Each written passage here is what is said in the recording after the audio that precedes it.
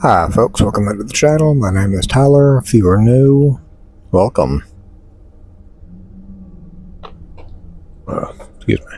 So, if you haven't seen my last video, you know things are changing a little bit, but we're all good. We're getting things figured out slowly but surely. Learning pains. But anyway, I'm gonna call this Steam Part 1, Getting Over Bennett Foddy.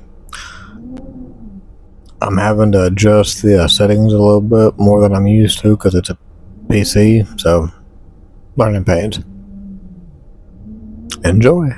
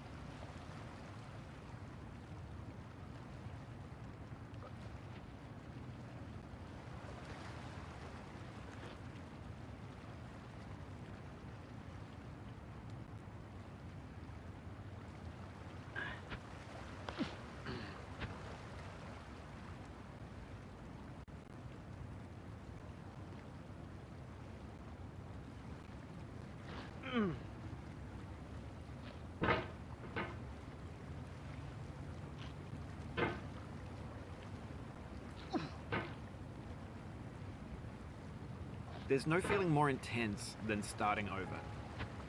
If you deleted your homework the day before it was due, as I have, or if you left your wallet at home and you have to go back after spending an hour in the commute. If you won some money at the casino and then put all your winnings on red but it came up black. If you got your best shirt dry cleaned before a wedding and then immediately dropped food on it. If you won an argument with a friend and then later discovered that they just returned to their original view. Starting over is harder than starting up. If you're not ready for that, like if you've already had a bad day, then what you're about to go through might be too much. Feel free to go away and come back. I'll be here.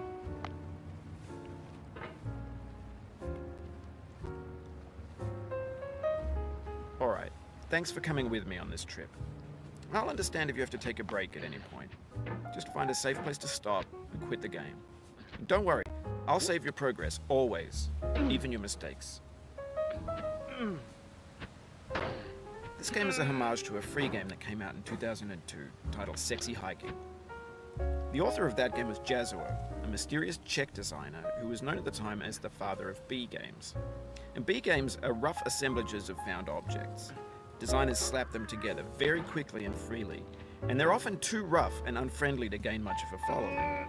They're built more for the joy of building them than as polished products. In a certain way, Sexy Hiking is the perfect embodiment of a B game. It's built almost entirely out of found and recycled parts, and it's one of the most unusual and unfriendly games of its time. In it, your task is simply to drag yourself up a mountain with a hammer. And that act of climbing, in the digital world or in real life, has certain essential properties that give the game its flavor. No amount of forward progress is guaranteed. Some cliffs are too sheer or too slippery, and the player is constantly, unremittingly in danger of falling and losing everything.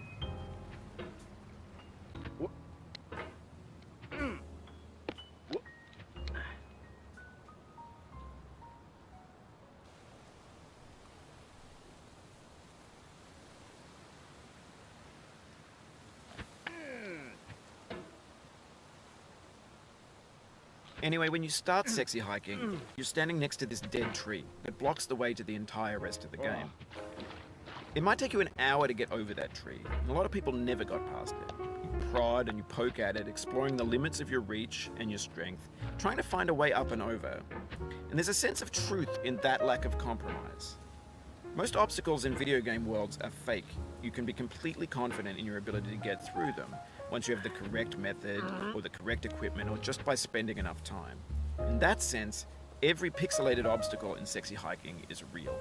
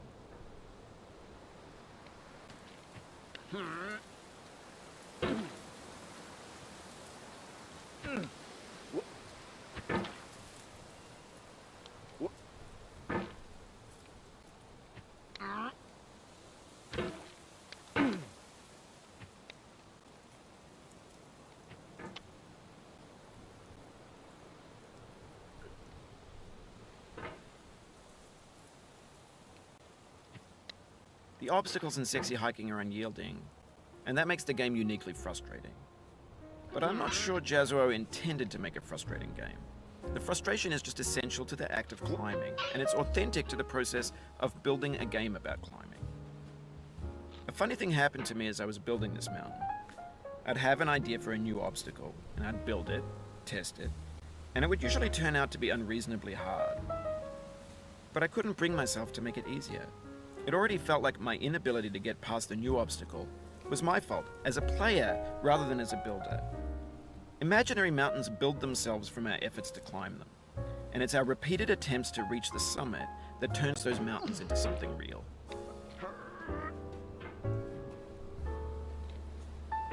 When you're building a video game world, you're building with ideas, and that can be like working with quickset cement. You mold your ideas into a certain shape that can be played with, and in the process of playing with them, they begin to harden and set until they're immutable, like rock. And at that point, you can't change the world, not without breaking it into pieces and starting fresh with new ideas.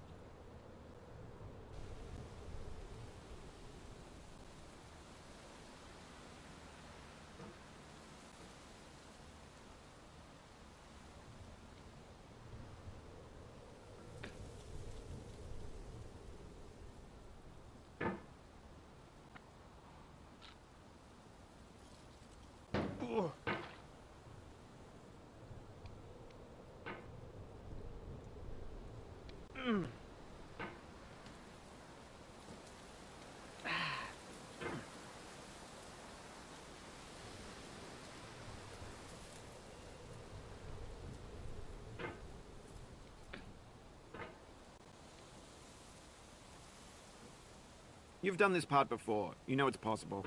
Just do what you did the first time.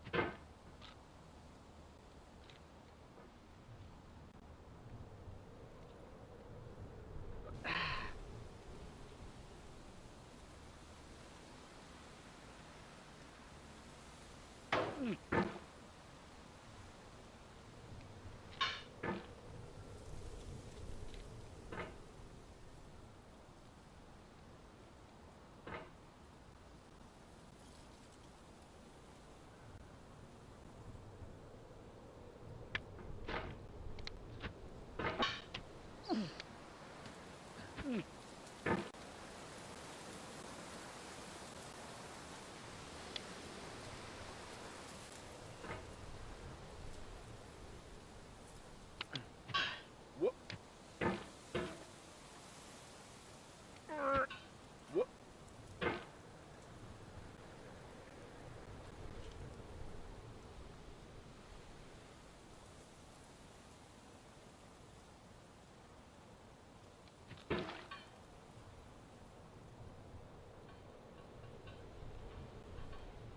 What?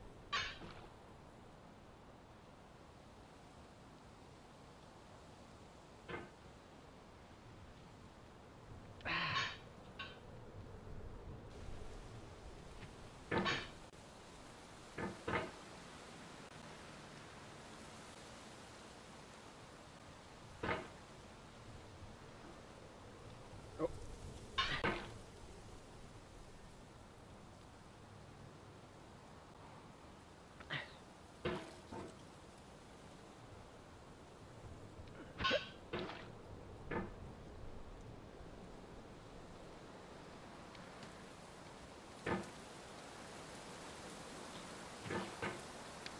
What?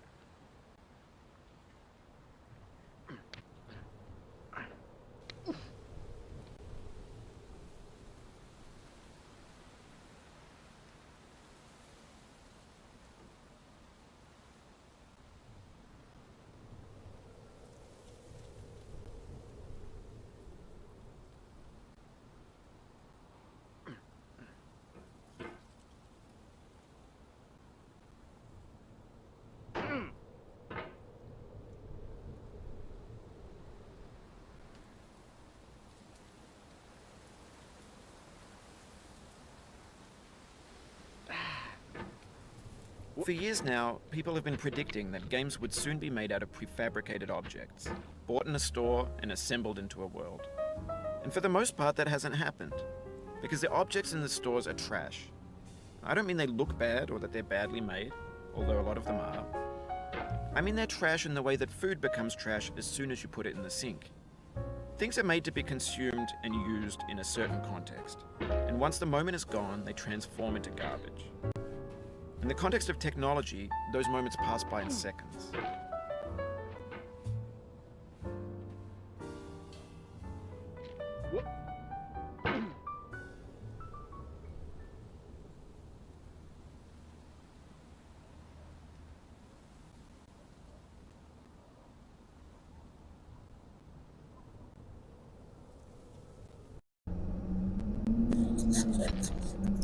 Alrighty, folks, so I should have this uploaded and edited and uploaded in all the Joes tomorrow or Tuesday, depending on how things go and how much more stuff I try to get recorded, edited, and posted. In the meantime, I'm enjoying this game. I'm enjoying the gradual adjustments I'm mostly having to make as I'm going from phone app usage to an actual PC for gaming, which I'm not even sure if this thing's really meant to be doing what I'm doing with it, but it's functioning and it's doing what it needs to do, and I'm happy. I think I figured out of all the things I've been fiddling with for the past day, a good screen recorder to use, and I have to worry about transfer times within the Steam software or fiddling with settings, no BS, but I will eventually get there. It's just I got to read and watch more YouTube videos because I don't know it enough, and it's a whole thing. But as far as this is concerned, overall I'm enjoying it. I do apologize for how many times I had to adjust settings because I'm fiddling and figuring out what works. It is interesting to me just how different, once again, going from using my finger on the phone app to using the wand on the phone app, excuse me, to using a trackpad on the PCs to a mouse on the PC. It's 4 different experiences for the same game, but I'll get there. I'm just really amazed at how touchy it can be, because I'm really surprised I haven't flung myself off to the bottom again more often than I already have, because in the game and in the phone version of it, I'm used to it and I know how that works, whereas it feels like night and day difference, to be honest with you. But yeah, we'll get more things done and see what we can get accomplished. And yeah, if you don't mind dropping a like, comment, share, and subscribe, it helps out the massive word that is the YouTube algorithm. Plus it's free. Hit all the bells and whistles so you don't miss any future uploads, because I'll definitely have more uploads going forward. I'm actually kind of curious as to what I can start mixing up between mobile gaming, console, and Steam stuff, depending on what limitations I have, because I don't expect this computer to run the newest AAA games. I just don't. But stuff like what I'm doing now, getting over it, earlier like indie type stuff, kinda, or possibly emulator type stuff, I feel like this can handle that. But I won't know until I find out, and I'm definitely gonna be fiddling with it over the next couple of days, probably a couple of weeks, till I get everything fine-tuned and happy and content with it. But in any case, appreciate the views, appreciate the subs, y'all be kind, stay tuned.